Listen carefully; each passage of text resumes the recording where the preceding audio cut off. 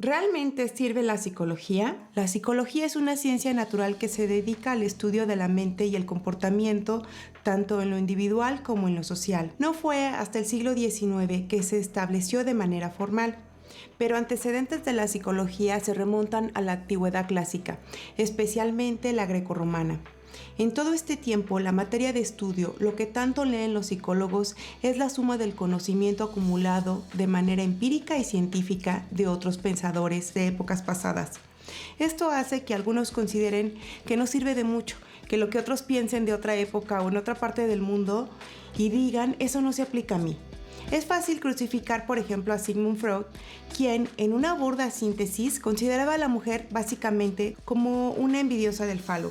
Pero no debemos olvidar el contexto histórico. En la época victoriana había mucha represión sexual y la mujer carecía de derechos que la equipararan a un hombre.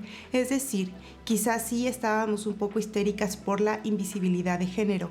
Sin embargo, muchos de sus conceptos siguen vigentes hoy en día y son válidos para encontrar respuesta a traumas y patologías.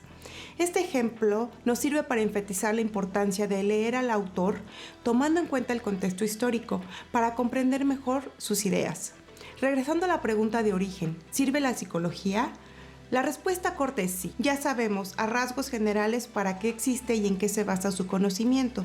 Tiene aplicaciones en el ámbito clínico, social, infantil, educativo y organizacional.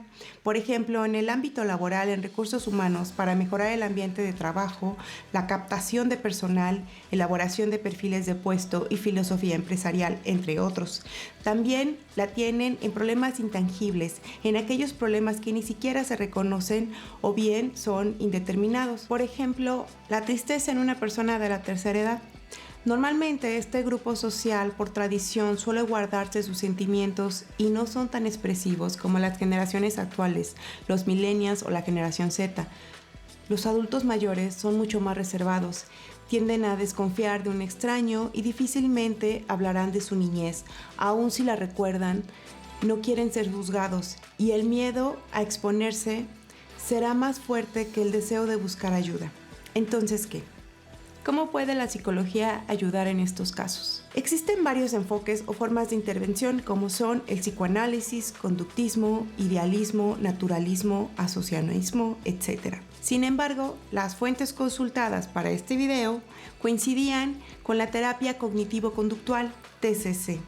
Es una terapia estructurada cuyo enfoque se centra en los pensamientos, emociones, sensaciones físicas y acciones y, muy importante, enseña a los pacientes cómo se relacionan entre sí. También hace hincapié en el estímulo-respuesta, la observación empírica y que el paciente se haga consciente de su manera de interpretar su entorno y las construcciones mentales que hace a partir de esa interpretación.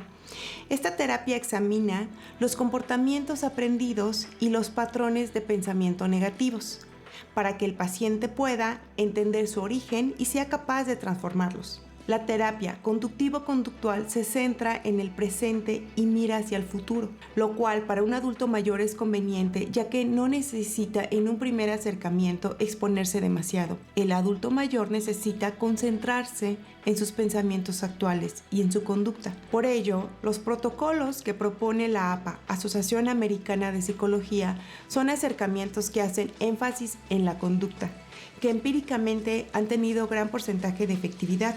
Algunos de ellos son activación conductual.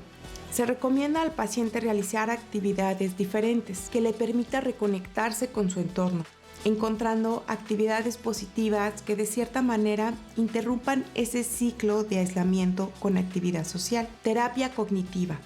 Esta terapia se enfoca en las creencias del paciente, el origen de ellas, es decir, puede tener pensamientos de sentirse inútil, indefenso o incompetente, pero son solo eso, pensamientos. En esta terapia se busca enseñar habilidades cognitivas y conductuales para que puedan desarrollar creencias más precisas, con técnicas de atención selectiva y sesgos de memoria, reforzando las creencias útiles y dejar de poner atención en las que no lo son tanto. Terapia cognitiva basada en plena conciencia. En este caso se trata de identificar los pensamientos negativos, tomar conciencia de ellos con el fin de desligarlos. En esta terapia se busca dar herramientas de meditación, cultivar la atención plena con paciencia, amabilidad, curiosidad y empatía. Psicoterapia interpersonal. Este abordaje se enfoca en las relaciones del paciente que puedan estar ocasionando los pensamientos negativos. Se busca brindar al paciente herramientas para que identifique esas relaciones que le permitan mejorar la comunicación y manejar mejor esas situaciones. Terapia de resolución de problemas. Se analizan cómo se enfrentan los eventos estresantes a fin de hacer los ajustes necesarios para poder conllevar situaciones que no pueden cambiarse, o bien cambiar lo posible, brindar enfoques diferentes para poder solucionar problemáticas. Estas terapias no son las únicas maneras de ayudar. En cada paciente se deberán de hacer ajustes necesarios y es por eso que la búsqueda de un psicólogo con experiencia y que genere un vínculo con el paciente es fundamental. Es como ir al gimnasio. El instructor te podrá indicar los mejores ejercicios y técnicas, pero al final, y mejor aún, los resultados son propios. Trabajar en nuestro interior mental y emotivo es otra forma de cuidarnos y mejorar como seres humanos. Gracias por tu atención.